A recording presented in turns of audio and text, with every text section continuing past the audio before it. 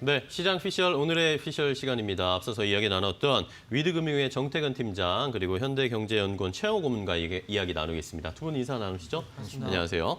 반갑습니다. 자, 일단 오늘 삼성전자의 잠정 실적이 발표가 됐습니다. 개장 전에 발표가 됐고 일단은 현재 주가는 상승 탄력은 조금 줄어들고 있습니다.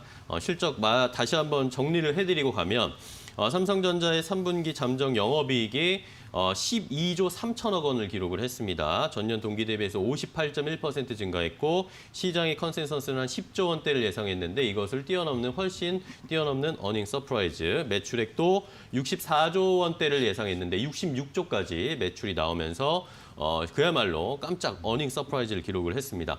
자, 이것을 보시고 어떻게 생각하시는지 한번 정태근 팀장님부터. 네. 아까 동시효과에도 말씀드렸지만은 정말 진짜 서프라이즈인 것 같아요.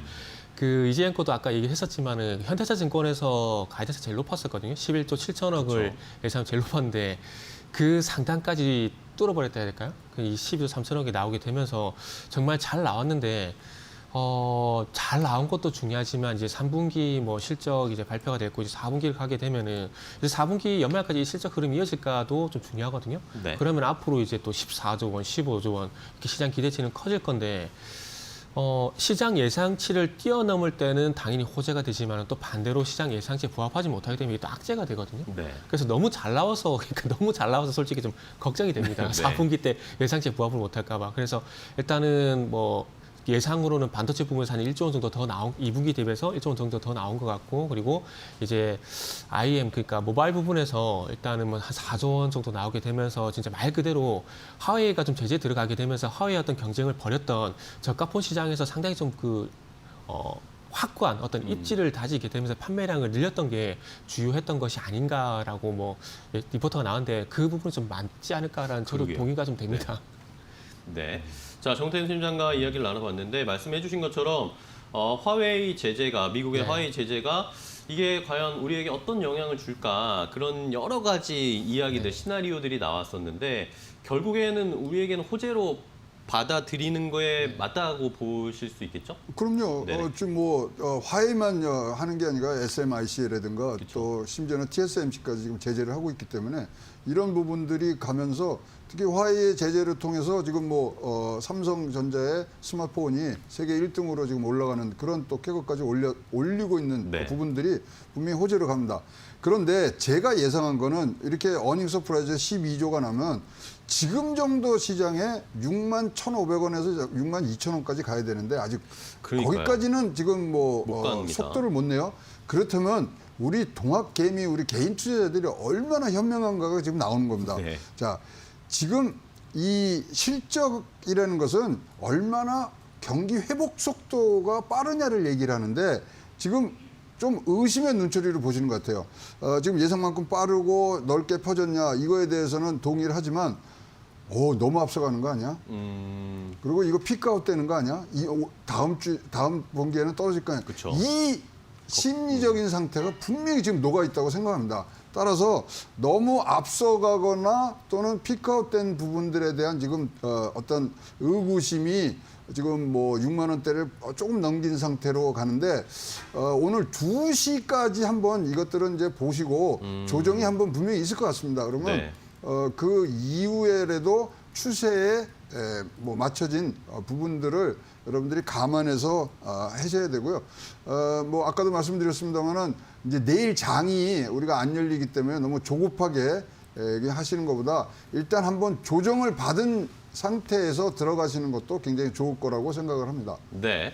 자, 삼성전자에 대한 전략까지 우리 최영호 고문께서 말씀을 해주셨는데 이런 상황 아직 6만 원 지금 또 6만 원에서 6만 100원 여기서 왔다 갔다 하고 있습니다. 삼성전자 오늘 또 생각보다 그렇게 막 힘을 내지는 못하고 있는데 그런데 어쨌든 삼성전자의 실적이 좋을 거다라는 그런 이야기들을 많이 들으셨던 것 같아요. 제 주변의 지인이나 개인분들도 그러면 삼성전자 실적이 이렇게 좋으면 또 사야 되는 거 아니야라는 심리도 조금씩은 나오고 있더라고요.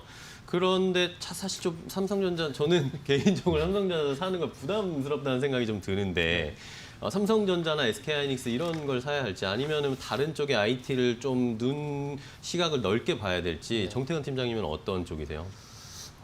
저는 개인적으로 항상 방송에 말씀했지만은 삼성전자보다 현대차를 좋게 좀 말씀드렸거든요. 네. 그래서 그렇다고 해서 삼성전자 그래서 IT 얘기를 안 하겠다는 게 아니라 네네. 그래서 어찌 보면은 저는 파운드리 쪽으로 좀 말씀을 드리고 싶어요. 예전에 2017년도에 물론 그때 삼성전자도 잘 나갔지만은 그 삼성전자 반도체 공정에 들어간 어떤 소모품을 만드는 회사도 주가 상점 잘 갔었거든요. 그러니까 그때 그러니까 디스플레이란지 반도체 가장 중요한 공정이 식각과 증착 공정입니다. 근데 그 식각과 그리고 증착 공정에 들어가는 소모품을 만드는 회사가 하나 머티리얼즈 그리고 SK 머티리얼즈 이런 회사들이 있거든요. 근데 이 회사들이 2017년도에 이 삼성제 후가 효과를 보게 되면서 실적 개선이 이어지면서 주가도 많이 상대적으로 가파르게 갔었습니다. 그러다 보니까 여기서 좀 착안을 했을 때 이제는 삼성전자가 전향적으로 파운드리 쪽으로 일단 투자를 해 나가게 된다라면은 네. 그쪽에 관련된 종목들을 한번 보는 게 좋지 않을까라는 생각이 들어요. 그래서 파운드리 같은 경우 삼성전자, DBI 여러 이 종목들은 너무나 많이 노출이 되는데 그 종목 외에 그러니까 또 파운드리를 하게 되면은 그 과정 속에 들어가는 소모품 만드는 회사들 이런 것도 보는 게 좋지 않을까 생각이 듭니다. 그래서 일단은 뭐 파운드리 같은 경우에는 공정이라든지 식각, 증착, 노광 이런 그 공정들이 있는데 기존 디램 같은 경우는 식각, 증착 공정이 가장 중요합니다. 그런데 파운드리 같은 경우에는 노광 공정이 가장 중요하다고 얘기를 하고 있거든요. 네네. 근데 이 노광 장비는 네덜란드의 ASML이라는 회사의 어떤 장비를 대체할 수 있는 방법이 아직까지 없습니다. 그렇기 때문에 거기다 어떤 들어가는 소모품을 만드는 회사 쪽으로 봐야 되는데 그래서 아까 자막에도 나갔지만은 뭐 동진세미캠이라든지 SNS라든지 이런 종목들이 좀 있거든요. 네. 그래서 이 회사들 같은 경우는 물론 이것도 어찌 보면 장비라 볼 수 있겠지만은 이 노광 공정에 들어가는 소모품을 만들고 그리고 특히나 동진세미캠 같은 경우에는 EUV용 포토레지스트를 개발을 했고 이제 삼성전자의 세 번째 공급업체로 선정이 됐습니다. 아직까지 공급은 하고 있지는 않지만 공급 선정이 됐거든요. 그럼 앞으로 이 파운드리 쪽에서 계속 공정이 돌아가게 된다라면은 그리고 아시겠지만은 뭐 며칠 전 같은 경우 삼성전자가 퀄컴 칩을 또 수주를 했습니다. 수주했기 때문에 네. 이 수주를 계속 받게 되면은 물론 신규 장비는 이미 다 들어갔다고 봐야 되지만은 그 공정에 들어간 소모품 이 부분은 계속해서 필요할 수밖에 없거든요. 소요가 발생될 수밖에 없기 때문에 그와 관련 종목들을 보게 된다라면은 아무래도 동진세미캠이라든지 SNS텍이라든지 그리고 LOT 백큐 이런 종목들 한번 관심을 가져보는 것도 좋지 않을까 한번 생각을 해봤습니다. 네. 자, 정태현 팀장님은 IT를 볼 때 이제는 파운드리 쪽을 보는 것도 낫겠다 말씀해 주시면서 동진세미캠, SNS텍, LOT 백큐음을 좀 말씀해 주셨고 최영호 고문님은 그럼 이제 IT 쪽에 우리가 투자를 할 때 이제는 뭐 BBIG 이런 쪽에서 약간 흐름이 넘어오고 있는 분위기인데 이때 그렇죠. 어떻게 투자를 좀 하면 좋을까요? 대형 실적주로 이제 가야 되는데 지금 이 개인 투자자들이 좀 머무는 또 정치적인 사건이 하나 있죠. 대주주 양도세 과세. 네, 그렇죠. 네, 지금 이거 가족합산은 좀 없앤다 그러는데만 3억이라는 부분들에 대해서 지금 뭐 12월 말에 시장 대교란들을 지금 생각하고 있으시거든요. 그러면 삼성전자에 사실 뭐 3억이 넘으려면 한 5천 주 엄청 정도를 많죠. 뭐 사셔야 되는데 그러한 분들이 2만 명이 넘어요. 네. 그러니까 이 다 내놓았을 때 또 떨어지는 부분까지 지금 우리 개인 투자자들은 눈에 보이는 거예요. 더 사야 되는지 말아야 되는지. 사실은 우리 개인 투자자들이 지금 끌고 온 장세거든요. 지난 6개월이. 지금 거기에 조금 움찔하는 부분들이 있는데 목남기 부총리한테 감히 뭐 말씀을 드립니다만은 네. 빠르게 이 부분에 대해서는 조치를 취해 주셔야 됩니다. 우리가 뭐 지난 몇 년 동안 이렇게 대주주 이 규제 완화를 통해서 볼 때 시장 교란이 너무나 컸거든요. 그렇죠.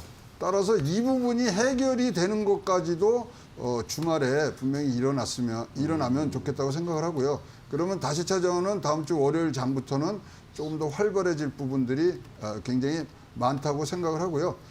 현재 앞으로의 이 보복 수요라든가 이연 수요들이 얼마만큼 이제 이루어지느냐에 따라서 실적은 분명히 바뀌리라고 생각을 하는데 조금 앞서간다는 생각들을 많이 하시는 것 같아요. 7분기 만에 10조를 다시 찾았으니 조금 놀라는 어닝 서프라이즈가 됐기 때문에 조금 뭐 기대치를 낮추시는 것도 지금은 전략 중에 하나고 분명히 조정 받습니다. 주말을 통해서 외국의 선물을 통해서 조정을 받기 때문에 그 흐름이 제일로 월요일 투자에 때는 투자 포인트라고 생각을 합니다. 네. 자, 최영 고모님 다음 주가 또 중요한 변곡점이 될 거다라고 하셔서 미리 내일 쉬니까 미리 좀 대비를 해놓고 내일 연휴를 맞이해야 된다라고 해주셨고 아까 말씀해주신 대주주 양도세 기준 강화 이야기도 이것도 어쨌든 삼성전자를 물려 있을 수밖에 없네요. 그렇죠. 네, 그러니까 이것도 어떻게 추이가 되는지도 잘 지켜보셔야 되겠습니다. 자, 오늘 삼성전자 실적 발표하고 나서 IT를 포함해서 다음 주까지 투자 어떻게 해야 할지 두 분과 이야기 나눠봤습니다. 위드금융의 정태근 팀장, 현대경제연구원 최영호 고문 두 분 말씀 감사합니다. 다음 주에 뵙도록 하겠습니다. 고맙습니다.